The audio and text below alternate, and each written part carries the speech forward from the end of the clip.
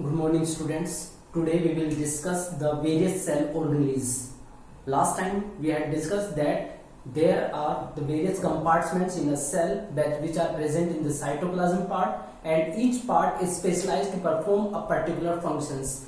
These specialized structures were called cell organelles, and these cell organelles now perform various functions. Now we have to discuss all these cell organelles one by one. So first of all we will discuss the endomembranous system. Endomembrane system होता क्या है? कुछ cell organelles cell के अंदर ऐसी होती है जिनके फंक्शंस और जो स्ट्रक्चर है वो एसोसिएटेड होते हैं, कोऑर्डिनेटेड होते हैं. मींस एक ने कोई काम किया तो उसको मॉडिफाई करना, उसको और पॉलिश करने का काम दूसरी सेल ऑर्गेनेल्स करती है. तो जब एक सेल ऑर्गेनेल्स का काम दूसरी सेल ऑर्गेनेल्स के साथ एसोसिएट होता है तो ऐसे पूरे सिस्टम को एंडोमेम्ब्रेन सिस्टम बोलते हैं. There are various cell organelles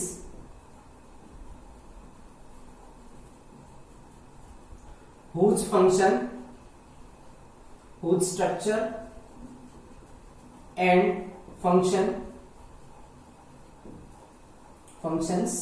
are associated with each other, constitute endomembrane system.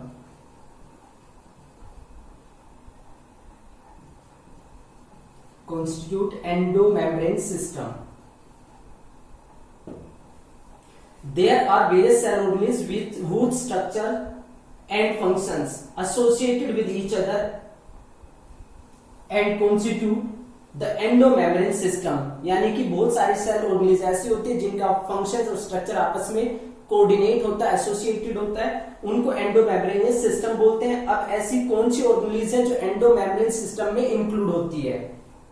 Various cell organelles of endomembranous system.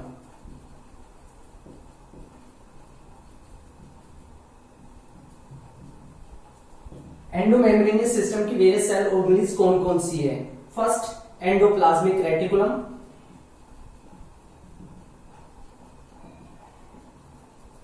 Second, Golgi apparatus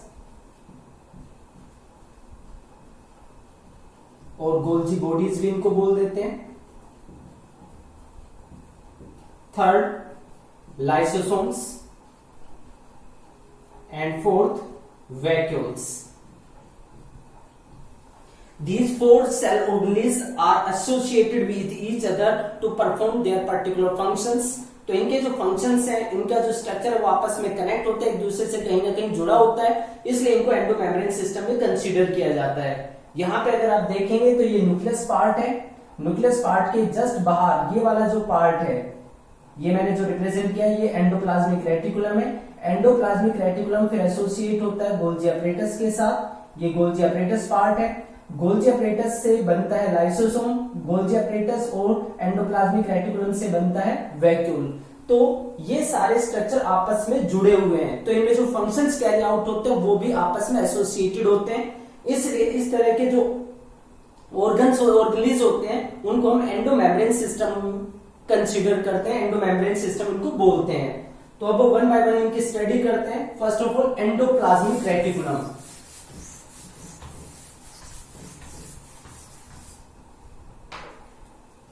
endoplasmic reticulum,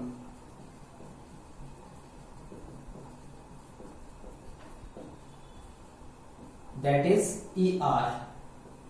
Endoplasmic reticulum, that is a network or extensive network of, it is an extensive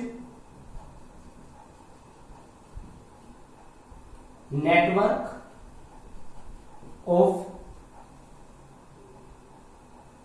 membrane bound tubes and sheets.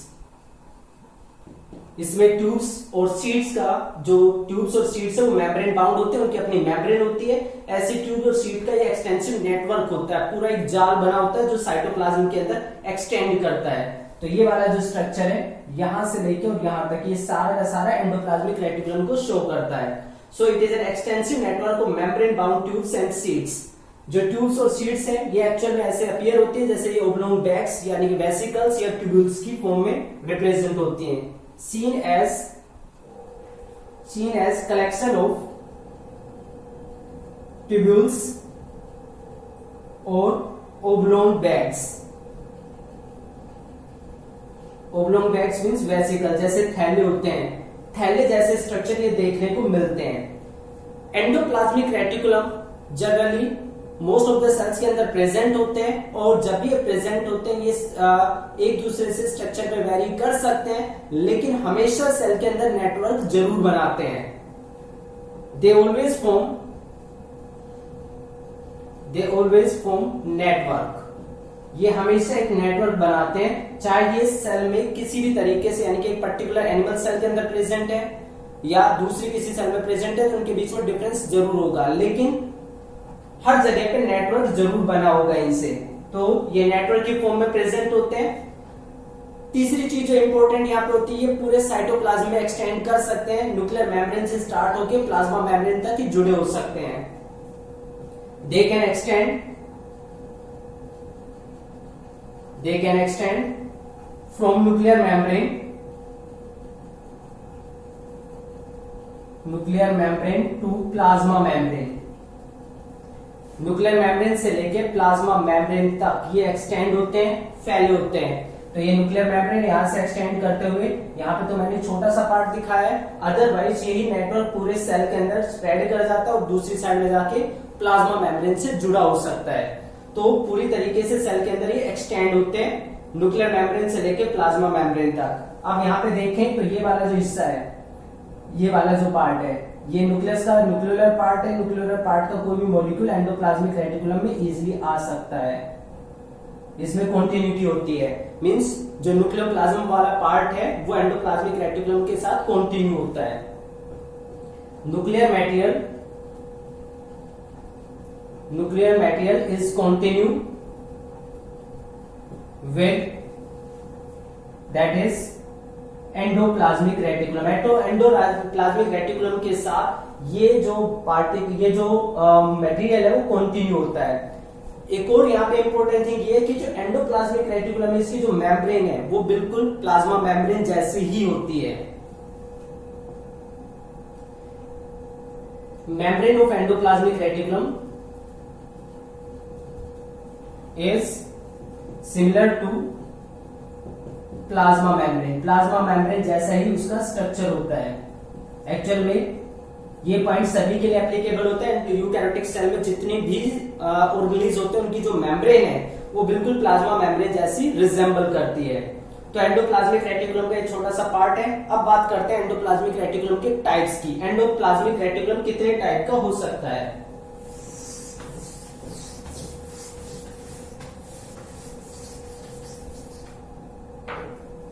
Types: rough endoplasmic reticulum and smooth endoplasmic reticulum. ये दो तरह का होता है। Rough endoplasmic reticulum, ये rough क्यों होता है? क्योंकि इसकी अपीयरेंस रफ होती है due to presence of ribosomes on its surface. यहाँ पे देखिए जो स्पेरिकल्स बने हैं ये राइबोसोम्स हैं। तो जहां पे राइबोसोम्स एंडोप्लाज्मिक रेटिकुलम की सरफेस के ऊपर अटैच होते हैं तो उसकी सरफेस रफ हो जाती है और ऐसे केस में उनको बोलते हैं endoplasmic reticulum due to presence of ribosomes. Ribosomes के प्रेजेंस की वजह से ऐसा होता है। जबकि स्मूथ एंडोप्लाज्मिक रेटिकुलम की बात की जाए तो स्मूथ एंडोप्लाज्मिक रेटिकुलम ये वाला पार्ट है, इसके ऊपर इसकी जो मेम्ब्रेन है उसके ऊपर कोई भी राइबोसोम प्रेजेंट नहीं है, इसलिए इसको बोलते हैं smooth endoplasmic reticulum. Smooth due to absence of ribosomes, इसके ऊपर कोई राइबोसोम्स प्रेजेंट नहीं है, इसलिए उसको स्मूथ एंडोप्लाज्मिक रेटिकुलम बोलते हैं। अब जो रफ एंडोप्लाज्मिक रेटिकुलम उसके फंक्शंस की बात करते हैं कि जो रफ एंडोप्लाज्मिक रेटिकुलम है वो काम क्या करता है। रफ एंडोप्लाज्मिक रेटिकुलम के ऊपर प्रेजेंट है राइबोसोम्स और राइबोसोम्स को बोलते हैं protein factories. Means ribosomes are mean for the synthesis of proteins. तो जो काम राइबोसोम्स करते हैं, एक्चुअल में वही प्रोटीन्स एंडोप्लाज्मिक रेटिकुलम को डिलीवर कर दी जाती है। तो एंडोप्लाज्मिक रेटिकुलम यानी कि रफ एंडोप्लाज्मिक रेटिकुलम जो वर्क करता है वो है प्रोटीन सिंथेसिस। तो पहला काम तो हो गया इसका प्रोटीन सिंथेसिस। सेकेंड, प्रोटीन जो इन्होंने बना दी है उस प्रोटीन से एंजाइम बने होते हैं, यानी कि enzymes generally proteinaceous in nature होते हैं। तो ये भी कह सकते हैं कि जो स्मूथ एंडोप्लाज्मिक रेटिकुलम है वो एंजाइम सिंथेसिस के लिए भी रेस्पॉन्सिबल होता है। तो ये एंजाइम बनाता है। अब बात करते हैं स्मूथ एंडोप्लाज्मिक रेटिकुलम के फंक्शंस की। Functions of smooth endoplasmic reticulum. Smooth endoplasmic reticulum क्या फंक्शन करता है? पहला फंक्शन इसका होता है हेल्प इन लिपिड मेटाबॉलिज्म। ये लिपिड मेटाबॉलिज्म में हेल्प करता है। लिपिड मेटाबॉलिज्म का मतलब फैट की सिंथेसिस या उसका modification. Fat synthesis, fat synthesis में इसका इंपॉर्टेंट रोल होता है, यानी कि लिपिड सिंथेसिस में ये रोल प्ले करता है। दूसरा, लिपिड से बने होते हैं कुछ हार्मोन्स, तो हार्मोन सिंथेसिस का काम भी इसका होता है। सिंथेसाइज सम हार्मोन्स, कुछ हार्मोन्स की सिंथेसिस भी करते हैं। तीसरा, कुछ वर्टिब्रेट्स होते हैं। वर्टिब्रेट्स जो एनिमल्स की कैटेगरी में आते हैं। जो एनिमल्स हैं उनके केस में जो वर्टिब्रेट्स हैं उनको बोला जाता है जिनके अंदर वर्टिब्रल कोलम होता है, रीढ़ की हड्डी होती है। तो उनके केस में लीवर की जो सेल्स है उनमें जो स्मूथ एंडोप्लाज्मिक रेटिकुलम प्रेजेंट होता है वो डिटॉक्सिफाइंग एजेंट की तरह काम करता है। मींस पॉइजन केमिकल जो बॉडी में एंटर करते हैं उसको डिटॉक्सिफाई कर देता है, उसको हार्मलेस सब्सटेंसेस में बदल देता है। Detoxify the harmful chemicals, detoxify the harmful chemicals in case of liver cells of vertebrates। Vertebrates की लिवर सेल्स के अंदर जो स्मूथ एंडोप्लाज्मिक रेटिकुलम है वो डिटॉक्सिफाइंग एजेंट का काम करता है। तो ये कुछ फंक्शंस है जो स्मूथ एंडोप्लाज्मिक रेटिकुलम और रफ एंडोप्लाज्मिक रेटिकुलम करते हैं। अब बात करते हैं ओवरऑल, यानी कि टोटल एंडोप्लाज्मिक रेटिकुलम के फंक्शंस की अगर बात आती है तो एंडोप्लाज्मिक रेटिकुलम टोटली क्या वर्क करता है। मींस इन दोनों के वर्क को अगर कंबाइन कर दे तो हमारे पास एंडोप्लाज्मिक रेटिकुलम के वर्क आ जाएंगे।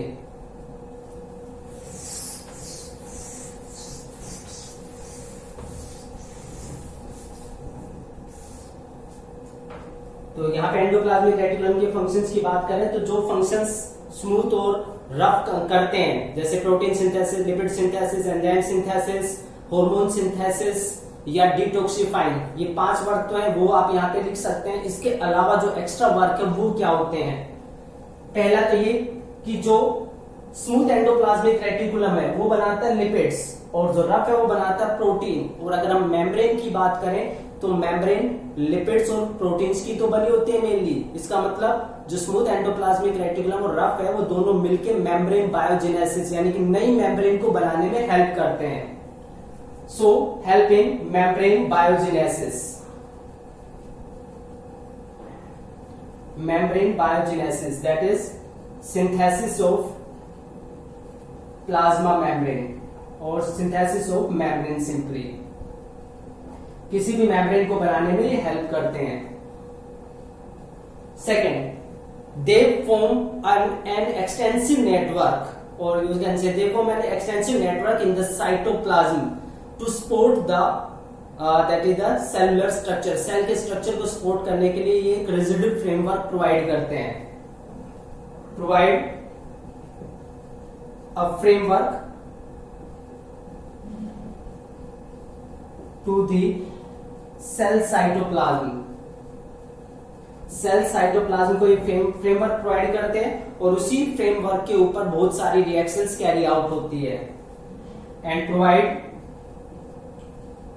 site for the synthesis of various reactions। बहुत सारी रिएक्शंस को के अक्रेंस के लिए ये साइट प्रोवाइड करते हैं। मींस ये बिल्कुल वैसे ही एक फ्रेमवर्क प्रोवाइड करता है जैसे लेंटर का कोई मकान बना होता है तो जो उसकी छत होती है उसमें शरीर का पूरा जाल बिछा होता है, तो ऐसा ही पूरा जाल एंडोप्लाज्मिक रेटिकुलम का होता है। तो उसके जैसे शरीर के साथ कुछ भी बांध सकते हैं, ऐसे यहाँ पे जो भी इसका एंडोप्लाज्मिक रेटिकुलम फ्रेमवर्क है उसके ऊपर बहुत सारी अलग अलग तरह की रिएक्शन हो सकती है।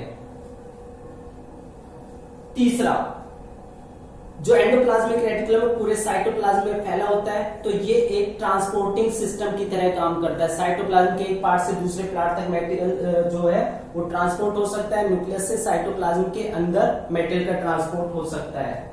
It provide a transporting system. It provide a transporting system. ये ट्रांसपोर्टिंग सिस्टम प्रोवाइड करता है किसके लिए? Exchange of material between various parts of cytoplasm, second between nucleus and cytoplasm. Nucleus और साइटोप्लाज्म के बीच में भी एक्सचेंज के लिए मटेरियल प्रोवाइड करता है। देखिए यहाँ पे होता कैसे है।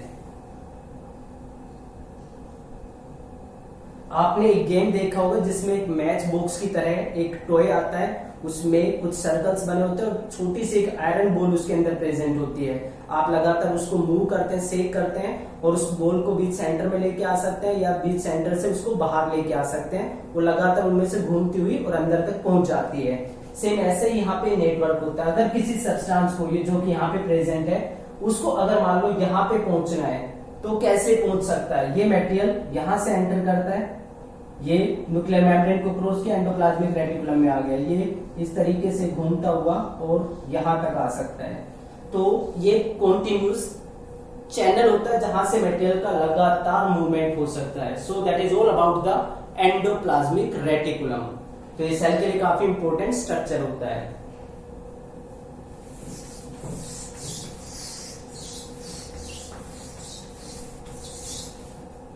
सेकेंड पार्ट, यहाँ पे जो एंडोप्लाज्मिक रेटिकुलम में खत्म होता है और यहाँ पे जाके दूसरे पार्ट यानी कि गोल्जी अपरेटस से जुड़ जाता है। तो सेकेंड हमारा जो स्ट्रक्चर हुआ है Golgi apparatus.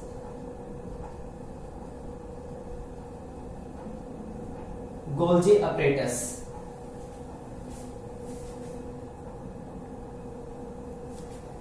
Golgi apparatus that is discovered by Camillo Golgi. Camillo Golgi ने इसको डिस्कवर किया था। जो गोल्जी अपरेटस है, ये वाला जो पार्ट है, इसकी हम बात कर रहे हैं। It consist of many membrane bound sacs और वेसिकल्स। इसमें मेम्ब्रेन बाउंड सैक्स मतलब थैले जैसे स्ट्रक्चर होते हैं एक दूसरे के जो पैरेलली अरेंज होते हैं। So it consist of many membrane bound sacs. इसमें बहुत सारे मेम्ब्रेन बाउंड सैक्स होते हैं यानी कि वेसिकल्स होते हैं, थैले जैसे स्ट्रक्चर होते हैं।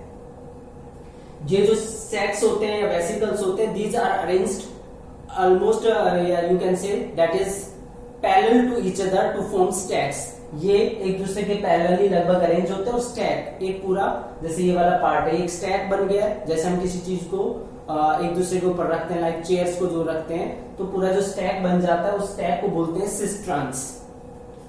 अ stack of vesicles called cisternae. Stack जो है, इस स्टैक को सिस्ट्रन बोलते हैं, यानी कि ऐसे स्टैक बने होते हैं और ये स्टैक में जितने भी वेसिकल्स है वो लगभग पैरेलली अरेंज होते हैं एक दूसरे के साथ में। तो ये सिस्ट्रन पार्ट होता है। इसमें जो गोल्जी अपरेटस है उसका एक पार्ट जो कॉन्वेक्स होता है यानी कि उभरा हुआ होता है पीछे की तरफ, उसको बोलते हैं सिस पार्ट, और जो कॉन्केव होता है उसको बोलते हैं ट्रांस पार्ट। तो ये जो पार्ट है इसको बोलते हैं ट्रांस, और जो ये वाला पार्ट है इसको बोलते हैं सिस। कॉन्वेक्स जो पार्ट है, कॉन्वेक्स पार्ट को बोलते हैं सिस, और जो कॉन्केव पार्ट होता है उसको बोलते हैं ट्रांस। तो ये दो पार्ट होते हैं, सिस एंड ट्रांस पार्ट। अब नेक्स्ट थिंग क्या आती है कि जो सेंस पार्ट है वो एंडोप्लाज्मिक रेटिकुलम के साथ जुड़ा हो सकता है, मीन्स काफी नजदीक होता है, तो आपस में उनका कनेक्शन होता है। Golgi apparatus is connected to endoplasmic reticulum, तो एंडोप्लाज्मिक रेटिकुलम से कनेक्ट होता है। तो जो चीजें एंडोप्लाज्मिक रेटिकुलम में बनती है वो गोल्जी apparatus के अंदर ट्रांसफर कर दी जाती है। गोल्जी apparatus में जो सिस पार्ट है वहां पे जो रिएक्शन होती है, और ट्रांस पार्ट में जो रिएक्शन होती है वो लगभग अलग होती है लेकिन आपस में एसोसिएट होती है। मीन जो पार्ट सिस ने चेंज किया उसको ही जाके आगे ट्रांस में बदला जाता है। तो रिएक्शंस बेसिक डिफरेंट होती है लेकिन ये दोनों पार्ट आपस में कनेक्ट होते हैं। तो ये गोल्जी apparatus का पार्ट है। प्लांट की अगर हम बात करें, कुछ इनवर्टिब्रेट्स होते हैं जिनके अंदर वर्टिब्रल कॉलम नहीं होता, वहां पे गोल्जी apparatus सिंपल स्ट्रक्चर्स की फॉर्म में प्रेजेंट होता है, फ्रेगमेंट्स की फॉर्म में प्रेजेंट होता है, जिसको बोलते हैं dictyosomes. In plants it is known as dictyosomes. वहां पे गोल्जी apparatus वर्ड यूज नहीं करते बल्कि डिक्टियोसोम वर्ड यूज किया जाता है। अब बात करते हैं फंक्शन की, कि जो गोल्जी apparatus है वो काम क्या करता है।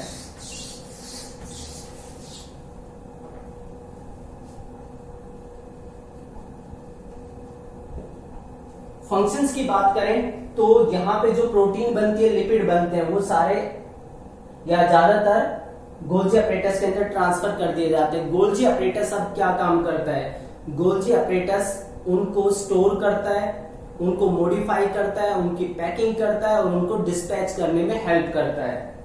तो जो गोल्जी apparatus है उसका काम जो होता है दैट इज स्टोरेज।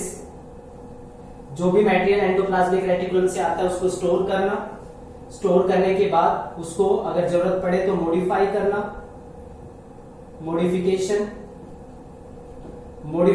के बाद स्टोरेज, मॉडिफिकेशन के बाद आता है उसका पैकेजिंग, उसको पैक करना एंड देन डिस्पैचिंग, और फिर उसको डिस्पैच करना। ये जो वर्क है ये इंपॉर्टेंट है गोल्जी apparatus के लिए। स्टोर करना, जो भी मटेरियल यहां से बन के आता है उसको मॉडिफाई करना, उसको पैक करना और डिस्पैच करना। बिल्कुल वैसे ही जैसे आप किसी रेस्टोरेंट में जाते हैं और आप जो काउंटर है वहां पे जाने के बाद अपना ऑर्डर देते हैं, पे कर देते हैं। ऑर्डर देने के बाद मान लो आपने कोई केक का ऑर्डर दिया है, तो जो केक है अगर वहां पे डिस्प्ले में नहीं लगा हुआ है या वहां पे सिंगल पीस है, तो वो आपके लिए जो केक है वो जो उनकी मैन्युफैक्चरिंग पार्ट है जो पीछे कहीं पे एडजस्ट होता है वहां से वो लेके आते हैं, सिंपली होता है। उसके बाद यानी कि वहां पे पीछे उन्होंने स्टोर किया होगा, वो लेके आते हैं, उसको वहां पे रखते हैं, डिस्प्ले के अंदर रख देते हैं।